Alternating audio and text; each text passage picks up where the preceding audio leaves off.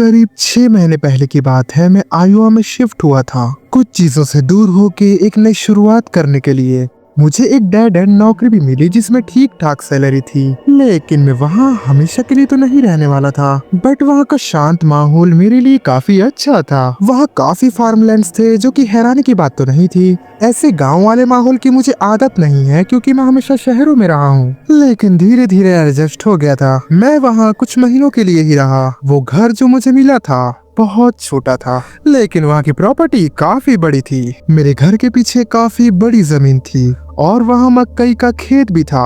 वो खेत इतना पास में था कि उस और घर को एक साथ में आराम से छू सकता था। और सामने बाढ़ थी। अक्टूबर के महीने की बात है। एक शाम मैं यूं ही वहाँ बाहर टहलने के लिए निकला। मुझे आज भी वो शाम याद है। ठंडी हवाएं चल रही थी और सूखे पत्ते भी उन हवाओं की लहरों के साथ उड़ रहे थे। ऐसे मौसम में मुझे अपने कोट की जेब में हाथ डालकर बाहर टहलना काफी पसंद है। मैंने अपनी सिगरेट जलाई और जेब में हाथ डालकर बाहर टहलने के लिए निकल गया। मैं जब टहलने के लिए निकला तब मुझे ये रियलाइज हुआ कि मेरे आसपास तो कोई भी नहीं रहता। हर तरफ सिर्फ सुनसान और वीरान जगह थी।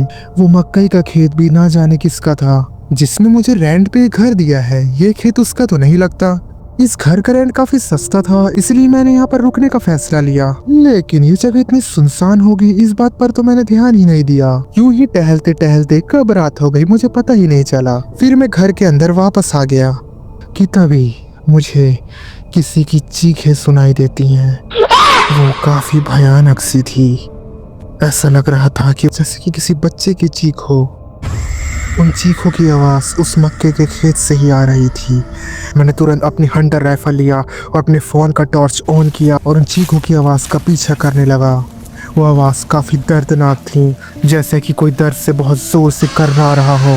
मैंने काफ़ी ज़ोर ज़ोर से चिल्लाया, लेकिन किसी का भी कोई जवाब नहीं आया। मैंने आसपास हर जगह छान मारी, लेकिन कहीं पर भी कोई नहीं था। मैं बहुत ज़्यादा डर गया था। मैंने पुलिस को भी इन्फॉर्म किया।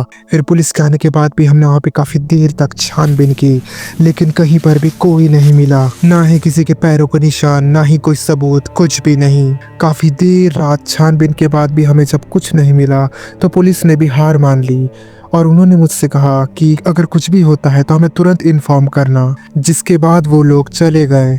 मुझे आज भी याद है कि मैं उस रात डर के मारे सो नहीं पा रहा था।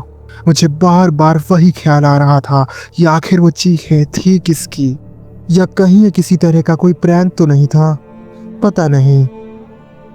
तभी मैंने देखा कि मेरे विंडो से पीले कलर की रोशनी आ रही है। मैंने तुरंत विंडो की तरफ झांक कर देखा तो मैं क्या देखता हूँ कि बाहर खेतों में आग जल रही है। ये सब देखकर डर के मारे मेरे पेट में भी दर्द होने लगा था। मैं तुरंत सीढ़ियों से नीचे उतरा और 911 को कॉल किया, जिसके बाद मैं बाहर लगे फायर होस को लेकर तुरंत खेत की तरफ दौड़ा और उससे आग बुझाने लग गया। ये तो अच्छा था कि आग ज़्यादा फैली नहीं थी। आग बुझाने के बाद जब मैं घर की ओर मुड़ा तब मैं क्या देखता हूँ कि मेरे बेडरूम के विंडो से कोई रहस्यमय शख्स मुझे झांक कर देख रहा है। ये सब देखकर मैं तुरंत घर की ओर दौड़ा और मैं जैसे ही घर के अंदर पहुंचा तो मैं क्या देखता हूँ कि मेरे घर का सारा सामान इधर उधर बिखरा हुआ है। खाने के सामान मसल चुके हैं और हर तरफ सिर्फ कचरा फैला हुआ है। ये सब देखकर मैं और भी ज़्यादा डर गया था कि तभी मुझे डोर लगाने की आवाज़ आती है। मैं तुरंत बाहर की ओर भागा और डोर खोलकर देखता हूँ तो बाहर कोई नहीं था। मैं बहुत बुरी तरह थक चुका था। मैं बुरी तरह हाफ रहा था कि तभी वहाँ पर पुलिस भी आ जाती है। मैं उन्हें वहाँ पर घटा सारा किस्सा सुनाता हूँ। मुझे आज भी याद है कि तलाश करते करते सुबह हो चुकी थी और उस रात में रात भर सोया ही नहीं। आखिर में पुलिस को भी वहाँ पर कोई नहीं मिला। पुलिस वालों ने मुझे सतर्क रहने के लिए कहा था, जिसके बाद वो लोग वापस चले गए। मैं तब से अपनी हंटिंग राइफल को अपने साथ में ही रखने लगा। मैं यहाँ तक कि सोते समय भी अपनी हंटिंग राइफल को साथ में रखकर सोता था, लेकिन फिर भी उस हादसे के बाद मैं कई हफ्तों तक चैन से सो नहीं पाया। फिर कुछ टाइम बाद मैं उस जगह को छोड़कर चला गया। मैं हमेशा सोचता हूँ कि आखिर उस रात उस जगह पर क्या हुआ था। मुझे कभी उस चीज का पता नहीं चल सका। लेकिन एक बात जो मुझे सबसे ज्यादा परेशान करती है वो ये कि आखिर वो चीखें किसकी थी। मुझे सोचकर अंदर से घिन आती है कि कोई बच्चा खतरे में था, मुझसे सिर्फ कुछ ही पल की दूरी में। पता नहीं उस रात वहां पर क्या हुआ था।